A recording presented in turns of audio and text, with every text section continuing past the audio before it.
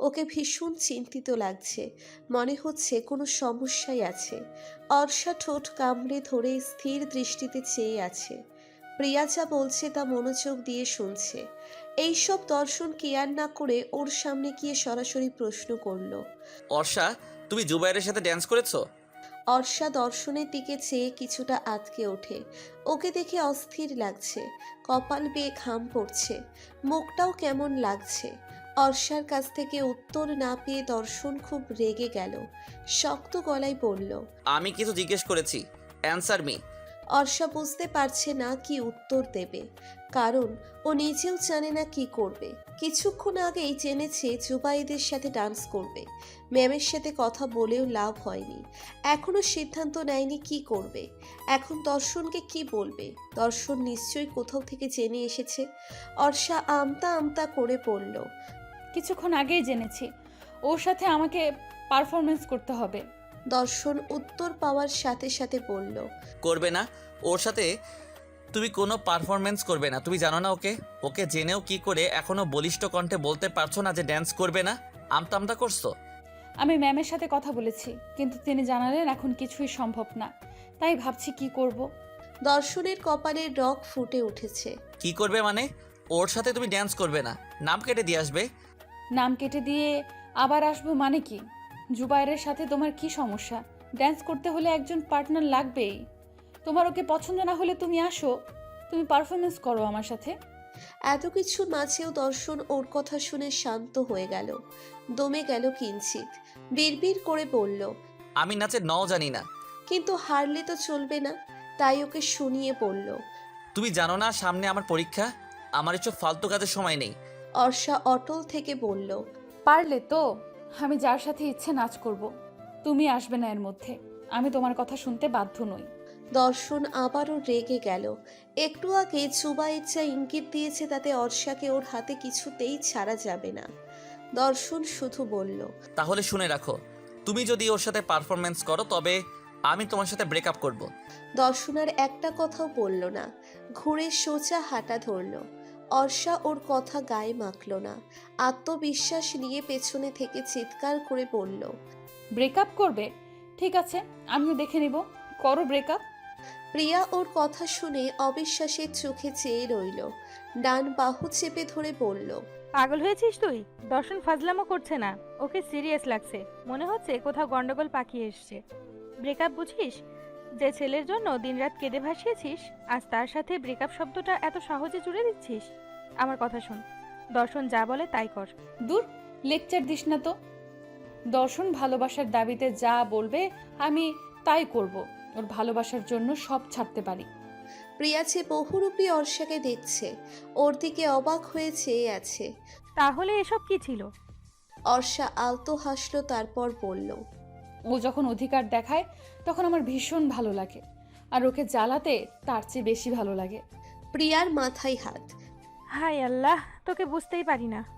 তোর বুঝে কাজ নেই, শুধু এতটুকু বুঝে রাখ, গুরুত্ব পেতে ভালোবাসি, অবহেলা পেতে নয়। কারো লাইফে সেকেন্ড অপশন কখনোই হতে চাই না। তোমার কাছ থেকে এমনটা একদমই আশা করিনি। তুমি কারো গায়ে হাত তুলেছ। How this possible?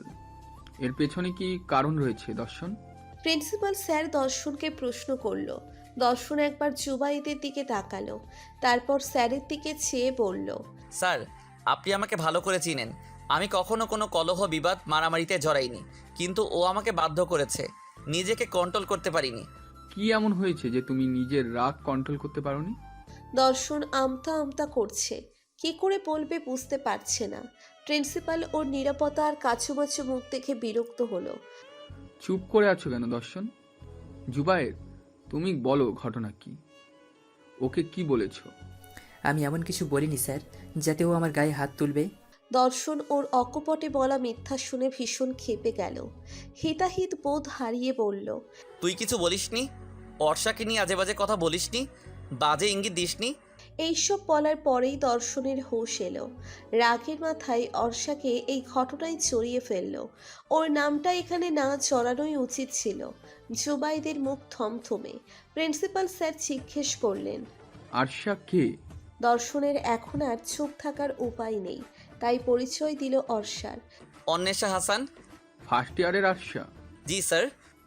ওকে নিয়ে কী সমস্যা তোমাদের মধ্যে? দর্শন আর জুবাইদ দুজনেই চুপ, কেউ উত্তর দিচ্ছে না। কি উত্তর দিবে? প্রিন্সিপাল স্যার ওদের চুপ দেখে জুবাইদকে প্রশ্ন করলো।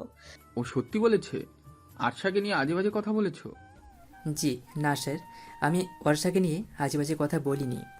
দর্শনের ইচ্ছে করছে ওর নাকে একটা ঘুষি মারতে, কিন্তু নিরুপায়, স্যারের সামনে একদমই সম্ভব না। স্যার ও মিথ্যা বলছে। ও অর্ষাকে নিয়ে আজে বাজে কথা বলেছে বিধায় ওর গায়ে হাত তুলেছি, নয়তো কেন তুলবো? প্রিন্সিপাল স্যার পড়েছেন বিপাকে, কার কথা বিশ্বাস করবে? তবে দর্শন মিথ্যা বলার ছেলে নয়, এটুকু বিশ্বাস ওনার আছে। অর্ষাকে নিয়ে ওর মনে একটা সফট কর্নার আছে, সেটা বুঝতেও বাকি নেই। জুবায়েব আর দর্শন, তোমরা একে অপর থেকে একটু দূরে থাকবে। যদি পরবর্তীতে তোমাদের নামে কোনো কমপ্লেইন আসে তবে ভালো হবে না। এবারের মতন ছেড়ে দিলাম, পরের বার আর দেবো না কিন্তু। জুবাইর আর দর্শন একে অপরের দিকে ক্ষিপ্ত দৃষ্টি দিল, তারপর জি স্যার বলে চলে গেল। দর্শন রাগ করে পুরো দিন অর্ষার সাথে কথা বলেনি। অর্ষাকে এত করে বলল, তারপরও ওর কথার মূল্য দিল না। যে মেয়ে ওর জন্য পাগল ছিল, প্রপোজাল পেয়ে কেঁদে কেটে ভাসিয়েছে, সে এখন ওর কথার বিন্দুমাত্র রেসপেক্ট করে না। পেয়ে গেলে কি সত্যিই মূল্য হারায়? অর্ষার কাছে কি ওর কোনো মূল্য নেই? অর্ষাকে জোর করে পড়ায়, না পড়লে রাগ করে। এই জন্য কি অর্ষা ওর উপর বিরক্ত? 7 দিন পর টেস্ট পরীক্ষা শুরু, কিছুই পড়তে পারছে না ওর জন্য। মনই বসছে না। এক মন একসাথে কত দিকে বসতে পারে? অর্ষা কল করলো ওকে, দর্শন রিসিভ করলো না। ওর কল দেখে নাক ফুলিয়ে বসে রইল। অর্ষা বারবার কল করছে। কিছুক্ষণ আগেই দর্শন আর জুবাইরের ঘটনা জানতে পেরেছে। দর্শন এত সাংঘাতিক ঘটনা ঘটিয়েছে আর ও এতক্ষণে জানলো? বারবার কল করায় কল রিসিভ করলো দর্শন। হ্যালো, কি দরকার?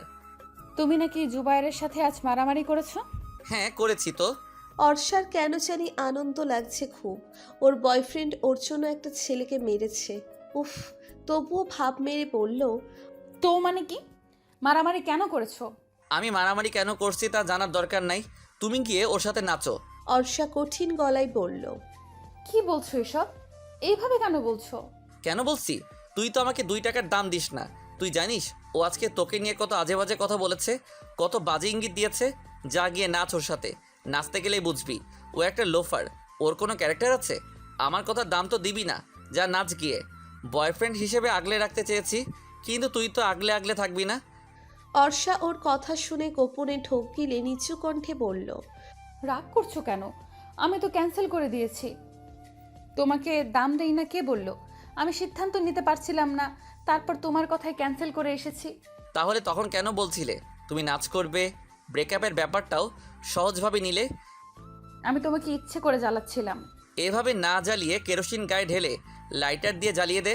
এখনই ভিডিও কল দে। আজ সারা রাত তুই পড়বি, আমি কড়া নজরে রাখবো তোকে। এটাই তোর শাস্তি। অর্ষা ঢোক গিলল ভয়ে। আধা ঘন্টা পড়লেই হাঁপিয়ে যায়, সেখানে সারা রাত। দর্শন ধমকে ওঠে। কানে শুনিস না নাকি? ভিডিও কল দে ফার্স্ট। রাত 1টা। অর্ষা দর্শনের সাথে ভিডিও কলে থেকে পড়ছে। ভিডিও কলে থাকতে ভালো লাগলো যদি মন ভরে দর্শনকে দেখতে পেত। আর চোখে দর্শনের দিকে তাকালেই দর্শন দেয় ধমক। তাছাড়া পড়ায় ফাঁকি দেওয়ার উপায় নেই। দর্শন ওর পড়া নিচ্ছে ফাঁকে ফাঁকে। কান্না পাচ্ছে খুব, কিন্তু সেটা করেও লাভ হবে না। আজ দর্শন খেপেছে খুব। অর্ষার মন পড়ে আছে ফেসবুক, ইনস্টাগ্রাম, লাইকি আর টিকটকে। মনটা আঁকুপাকু করছে। অসহায় ফেস করে দর্শনের দিকে তাকালেও ওর মন গলছে না।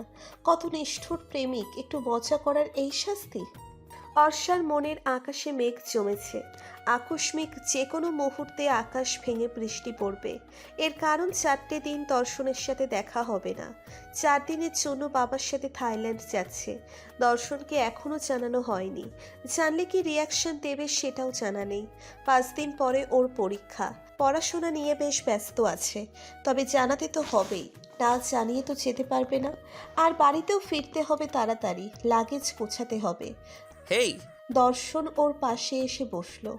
অর্ষা ওর দিকে শুকনো মুখে তাকালো। দর্শন ওর শুকনো মুখ আর রেসপন্স না পেয়ে চিন্তিত ভঙ্গিতে ওর দিকে তাকালো। কিছু হয়েছে অর্ষা? মন খারাপ? অর্ষা ম্লান হাসল, তারপর দর্শনের ওই চিন্তিত চোখের দিকে তাকালো। কত যত্ন সেই চোখে। অর্ষা দৃষ্টি নত করে বলল। মন খারাপ। দর্শন বিচলিত হয়ে বলল। কেন, কি হয়েছে? অর্ষা ওর দিকে না চেয়েই বলল। আগামীকাল বাবার সাথে থাইল্যান্ড যাচ্ছি, 4 দিন কলেজে আসবো না। দর্শন কিছুটা হতবম্ব হয়ে বসে রইল, চোখে মুখে বিস্ময় ফুটিয়ে বলল। কেন, হঠাৎ থাইল্যান্ড কেন? অর্ষা দর্শনের দিকে তাকালো, তারপর মলিন মুখে বলল। বাবা অফিসের কাজে যাচ্ছে, সাথে আমাকেও নিয়ে যাবে। অফিসের কাজের জন্য 3 দিন, আর 1 দিন আমাকে নিয়ে ঘুরবে। আশ্চর্য, তোমাকে কেন নিয়ে যাচ্ছে? সবসময় আমাকে নিয়ে যায়, আমাকে রেখে কোথাও যায় না। আমি বাসায় একাই থাকতে চেয়েছিলাম, কিন্তু বাবা বলেছে এখন তো আমি বড় হয়েছি, একা বাসায় রেখে যাওয়ার প্রশ্নেই আসে না। তাছাড়া উপরতলার ছেলে আমাকে বিরক্ত করত, এটা জানার পর তো অসম্ভব। কোন রিলেটিভের বাসায় থাকবে? অর্ষা দর্শনের দিকে চেয়ে তাচ্ছিল্য হাসল, তারপর বলল। রিলেটিভ থাকলে তো দাদা দাদি মারা গেছেন, বড় চাচ্চু মেঝো চাচ্চু কানাডা থাকেন, সো কোনো রিলেটিভ নেই। দর্শন আশ্চর্য হলো, তারপর বলল। নানা বাড়ি? অর্ষা নিঃসংকোচে বলল। নেই, আমার নানার বাড়ি নেই। আমাকে তাড়াতাড়ি বাসায় যেতে হবে, আগে গিয়ে ম্যামের সাথে কথা বলে আসি। আমি প্রোগ্রামে থাকতে পারছি না, সেটা জানাতে হবে। দর্শনের ভালো লাগছে না, কেমন অশান্তি লাগছে মনের ভিতর। অর্ষাকে 4 দিন দেখবে না, ভাবতেই বুকের ভেতর দলা পাকিয়ে আসছে। অর্ষার দিকে তাকালো, ওর কি কষ্ট লাগছে না? বুকের ভেতর ব্যথা হচ্ছে না? অর্ষা ব্যতিব্যস্ত হয়ে পড়েছে যাওয়ার জন্য। দর্শন আচমকা ওর হাত ধরে। অর্ষা স্থির হয়ে দাঁড়িয়ে যায়, নিজেকে লুকানোর চেষ্টা করছিল, এখান থেকে পালাতে চেয়েছিল, কিন্তু এখন মনে হচ্ছে আর সম্ভব হবে না। অর্ষা ছলছল চোখে ওর দিকে তাকালো। দর্শন চোখ নামিয়ে নিল। অর্ষার ওর চোখের দিকে তাকাতে পারছে না, চোখে জল ছলাৎ ছলাৎ করে উপচে পড়ছে। দর্শন বিষণ্ণ স্বরে বলল। বোকামি, মন খারাপ করছো কেন? দেখতে দেখতে কেটে যাবে। তাছাড়া আমার পরীক্ষা, পড়াশোনায় ব্যস্ত থাকবো, সময় পেরিয়ে যাবে। আর ভিডিও কলে তো কথা হবেই। অর্ষা মৃদু হাসল। দর্শন যে ওকে সান্ত্বনা দিল সেটা তো অজানা নয়। দর্শন ওকে গেট অবধি এগিয়ে দিয়ে নিজেও বাড়িতে চলে গেল। ওদের ক্লাস নেই, প্রোগ্রামের জন্য কিছু কিছু স্টুডেন্ট আসছে যাচ্ছে। অর্ষার জন্য দর্শন এসেছিল, এখন তো ও আর থাকছে না, তাই কলেজে আসার কিংবা থাকার কোনো মানেই নেই। নিজেও বাসায় চলে গেল। 4টা দুর্বিষহ দিন কেটেছে দর্শনের, অস্থিরতা, আক্ষেপ আর পাগলাটে দিন কেটেছে। 4টে দিন বারবার মনে হয়েছে বুকের ভেতরটা ফাঁকা, একদম ফাঁকা। চারদিকে সবাই থাকলেও কি যেন নেই নেই মনে হতো। অর্ষা অনেক দূরে চলে গেছে, ধরা ছোঁয়ার বাইরে, চোখের আড়ালে। পড়তে বসলে মন বসতো না, বারবার মনে হতো একটা কল করা যাক, তারপর ঘন্টার পর ঘন্টা কথা বলা। অর্ষা বিরক্তিকর দিন পার করছিল, সারাদিন হোটেল রুমে শুয়ে বসে থাকা অথবা লনে ক্যাফেতে বসে থাকা। এভাবে কথা বলতে বলতে পড়াটা আর হয়ে উঠতো না। আজ দুপুরে অর্ষা এসেছে, খবর পেয়ে বিকেলবেলায় ছুটে এসেছে দর্শন। তখন মেঘাচ্ছন্ন আকাশ, সূর্যের মুখ সারাদিন দেখা যায়নি। এমনই মেঘাচ্ছন্ন দিনে দর্শন অর্ষার বাসার নিচে দাঁড়িয়ে আছে, থেমে থেমে বাতাস বইছে। অর্ষা বাসায় এসে শাওয়ার নিয়ে খেয়ে কেবল শুয়েছে, মাথাটা ভীষণ ধরেছে। একটু ঘুমালে ঠিক হয়ে যাবে, কিন্তু দর্শনের কল পেয়ে লাফিয়ে উঠতে হয়। ওর আসার খবর শুনেই দর্শন চলে এসেছে ওকে দেখার জন্য। এমন পাগলামি ভালোই লাগে। অর্ষা বিছানা ছেড়ে বারান্দায় গিয়ে দাঁড়ালো, নিচের দিকে তাকালো, কিন্তু দর্শনকে দেখা যাচ্ছে না। বাইরে বাতাস বইছে, সাথে শহরের ধুলো। অর্ষা যতদূর চোখ যায় খুঁজল দর্শনকে, কিন্তু দেখা গেল না। অর্ষার ইচ্ছে করছে উড়াল দিয়ে নিচে নেমে যেতে, কিন্তু সেটা যে সম্ভব না। উড়াল দিতে গেলে একদম উপরে যেতে হবে, নিচে নয়। অর্ষা বারান্দা থেকে দৌড়ে রুমে গেল, আয়নায় নিজেকে দেখলো। জামা চেঞ্জ করে মুখে স্নো দিয়ে চুলটা আঁচড়ে নিল ভালো করে, হাতে ওর দেওয়া ব্রেসলেটটা পরে নিল, পায়ে পায়েলটা তো আছেই। ঠোঁটে হালকা করে লিপস্টিক দিয়ে নিজেকে কয়েক সেকেন্ড দেখে জুতা পরে দৌড়ে ঘর থেকে বের হলো। লিফট দিয়ে নিচে নেমে দর্শনকে জড়সড় হয়ে বসে থাকতে দেখলো। একটা বেঞ্চে। বাইরে বাতাসের তীব্র চাপটাই হয়তো দাঁড়ানো যাচ্ছিল না, তাই ভেতরে এসে বসেছে। অর্ষা কয়েক সেকেন্ড স্থির দৃষ্টিতে ওর দিকে চেয়ে রইল। অনুভূতিটা এমন যে কত বছর পরে দেখল। দর্শন তখনও ওকে দেখেনি, মাথা নিচু করে চুপচাপ বসে আছে। হঠাৎই লিফটের দিকে অর্ষাকে দেখে। ওর ঠোঁটের কোণের হাসি ফুটে ওঠে অর্ষাকে দেখে। ওর ঠোঁটের কোণে ঘায়েল করা সেই হাসি, বুকের মাঝে হৃৎপিণ্ড সেখানে অস্থির অস্থির করছে, ঠিক সেখানে গিয়ে লাগে। দর্শন বসে থেকে দাঁড়ালো। অর্ষা দৌড়ে ওর সামনে এসে ওকে জড়িয়ে ধরল। শরীরের কাঁপন বেড়েই চলেছে। দর্শন ওকে দুহাতে আগলে ধরে বলল, প্রচণ্ড মিস করেছি তোমাকে। দেখো, বুকের কম্পন তোমার ছোঁয়ায় বেড়ে চলেছে। অর্ষা হালকা লজ্জা পেল। ওর লজ্জার সাথে আকাশ থেকে ঝরে পড়ছে ভারী বর্ষণ। দর্শন ওকে বুক থেকে জড়িয়ে আকাশ পানে চায়, তাল মিলিয়ে বড় বড় ফোঁটা ছন্দ সৃষ্টি করছে।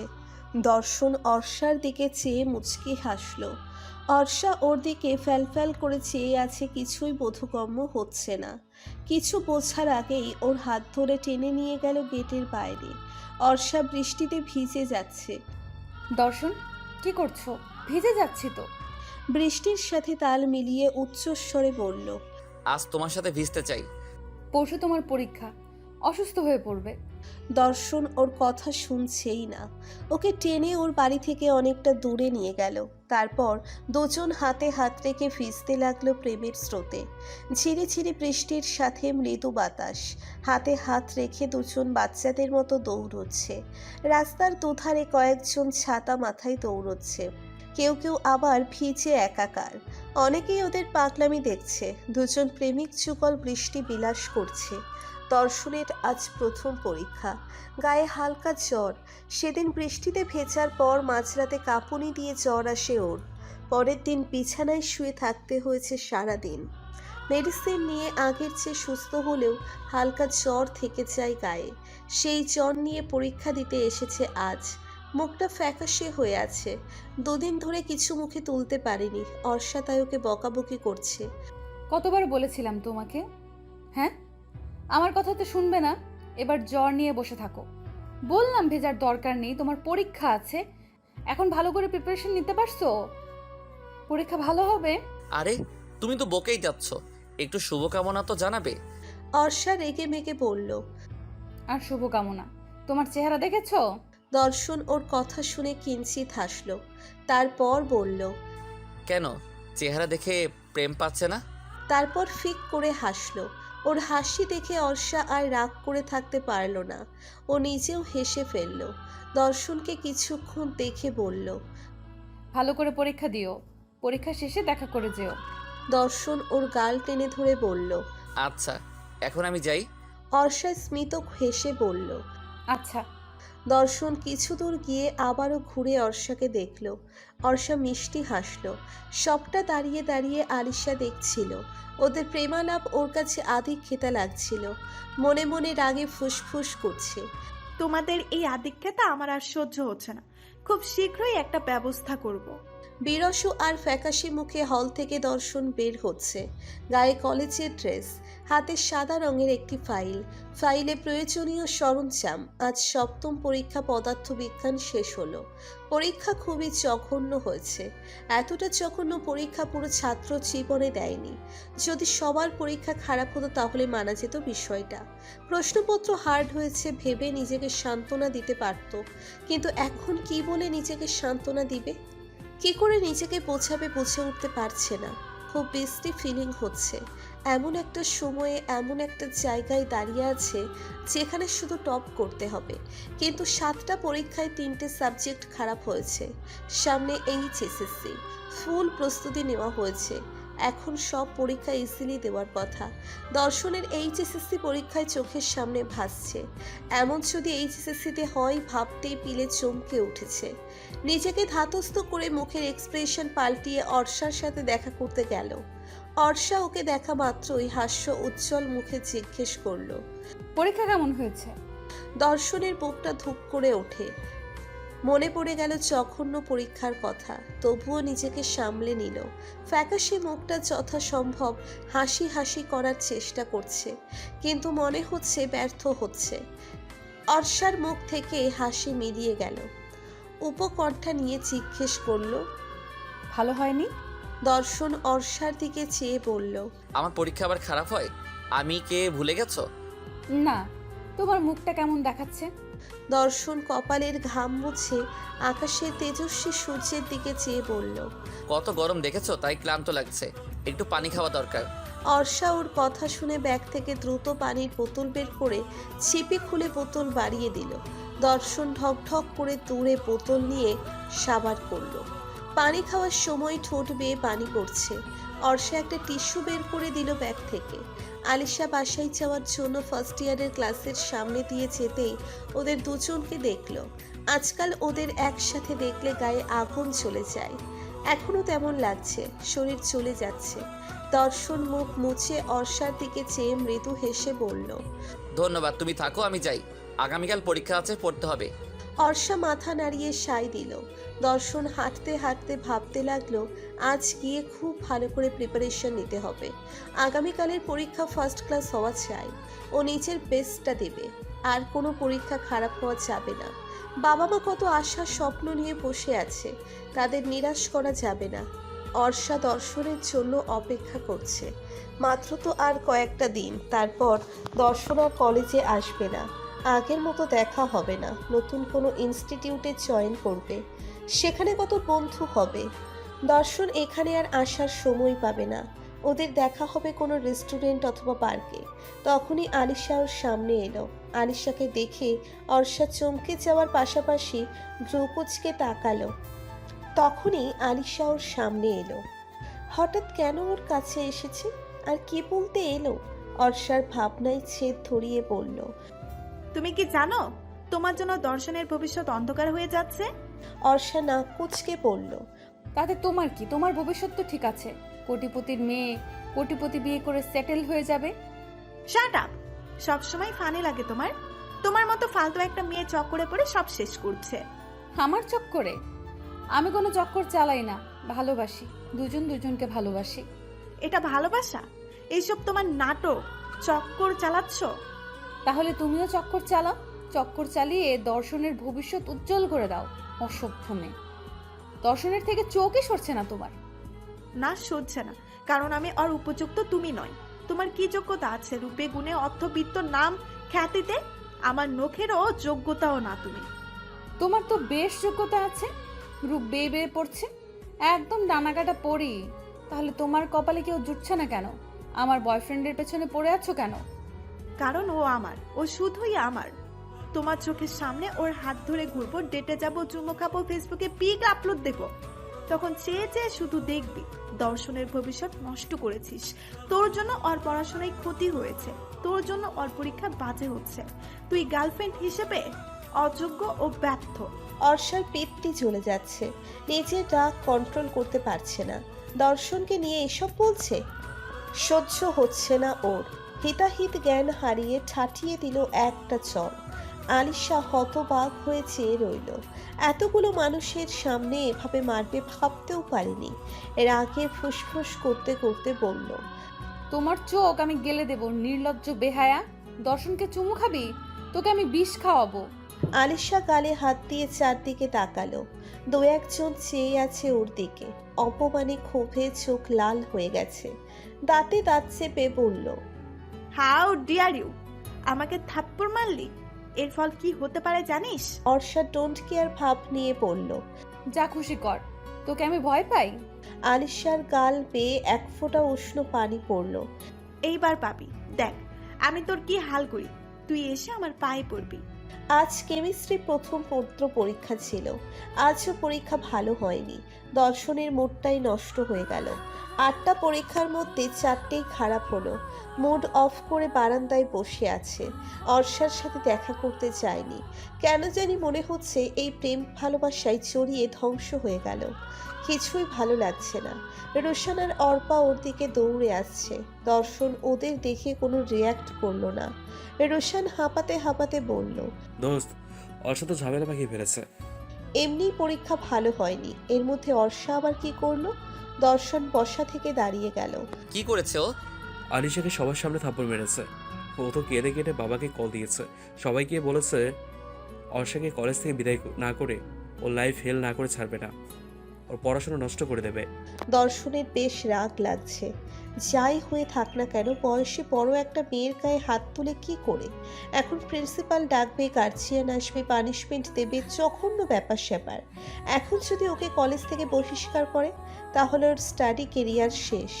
দর্শন রেগে মেগে অর্ষার কাছে যাচ্ছে। এই মেয়ে আর কত চালাবে? দর্শন প্রথমে রেগে মেগে অর্ষার কাছে যেতে চাইলেও কয়েক সেকেন্ডের মাথায় ডিসিশন চেঞ্জ করে। ওর আগে আলিশার সাথে কথা বলা দরকার, ওকে থামানোটা জরুরি। ও কি করবে সেটা জানতে হবে, ওর সাথে কথা বলবে।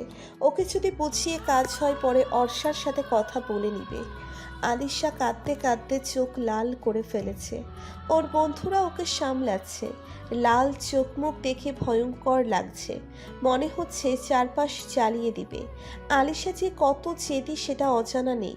কোটিপতি বড়লোক বাবার একমাত্র আদুরে মেয়ে, এর আগেও এমন অনেক ঘটনা ঘটিয়েছে। দর্শন বারবার আতকে উঠছে। আলিশা কি ওর কথা শুনবে? যদি না শোনে, যদি বড় কোনো ঝামেলা পাকিয়ে ফেলে?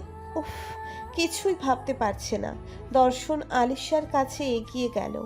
আলিশা ওকে দেখে খেপে গেল, বসা থেকে উঠে দাঁড়ালো, চোখ মুখ দ্বিগুণ লাল করে বলল, তোমার ওই অসভ্য গার্লফ্রেন্ডের ব্যাপারে আমি কোনো কথা বলতে চাই না।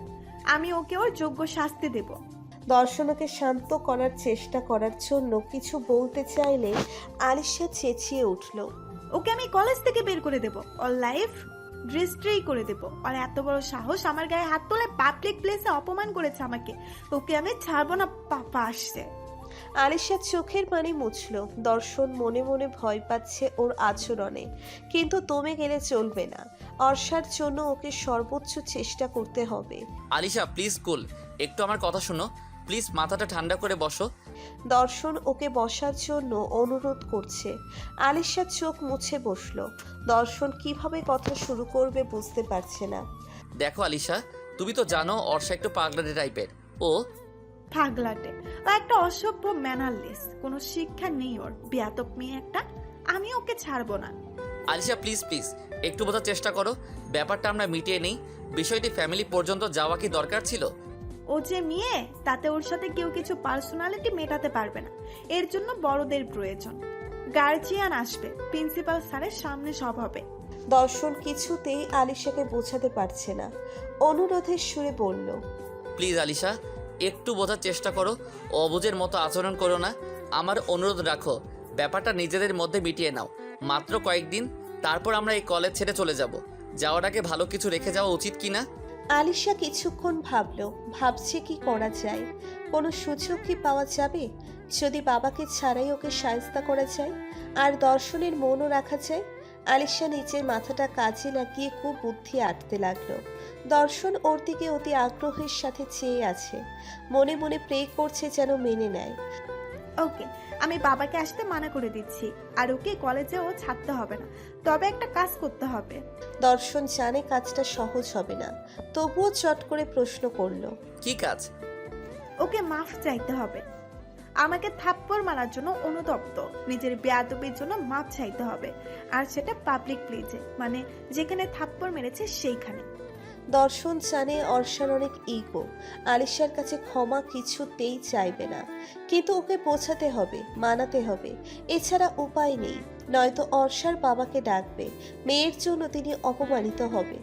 অর্ষাকে কলেজ থেকে বহিষ্কার করা হবে, অন্য কলেজে অ্যাডমিশন নেওয়াও সম্ভব হবে না। এতে করে ভবিষ্যতে নষ্ট হয়ে যাবে। এটা কিছুতেই হতে দেওয়া যাবে না। অর্ষাকে সরি বলাতেই হবে। অর্ষাকে অনুরোধ করলে ওর অনুরোধ ফেলতে পারবে না, তাই দর্শন এত ভাবলো না। অন্তত এই অপশনটা অর্ষার জীবন তছনছ করবে না। আলিশা দুদিন পর চলে যাবে, সব ঠিক হয়ে যাবে। এখন শুধু অর্ষাকে রাজি করানো জরুরি। ওকে, ও মাপ চাইবে। আলিশা আলতো হাসলো, খানিকটা তাচ্ছিল্য। তোমার গার্লফ্রেন্ডকে তুমি চেনো না? অদ্ভুত, ও কখনোই আমাকে সরি বলবে না। বলবে, অবশ্যই বলবে। দর্শনের কণ্ঠে বেশ কনফিডেন্স, চোখে দৃঢ়তা। এত কনফিডেন্স? হুম, বিশ্বাস ভরসা যত যাই হোক, ও আমার কথা ফেলতে পারবে না। আচ্ছা দেখা যাক, তোমার প্রতি ওর ভালোবাসা প্রমাণ হোক। অবশ্যই তোমাকে প্রমাণও দেব। তাহলে স্টার্ট করো। দর্শন আলিশার সাথে এই বিষয়ে কথা বলতে চায় না, তাই বলল। তুমি তোমার কথা রাখো। অর্ষা প্রিয়াকে কল করছে কিন্তু প্রিয়া কল রিসিভ করছে না। মনে মনে ওকে গালি দিচ্ছে। ও গতকাল রাঙামাটি গেছে কাজিনের বিয়ে উপলক্ষে। এই বিয়ের উছিলায় অনেক বছর পরে দাদাবাড়ির সবাই একত্রিত হয়েছে, আর সবাইকে পেয়ে প্রিয়া ওকে ভুলে গেছে। 2-3 বার কল দেওয়ার পর কল রিসিভ হলো। কল রিসিভ করে ব্যস্ততার সুরে বলল,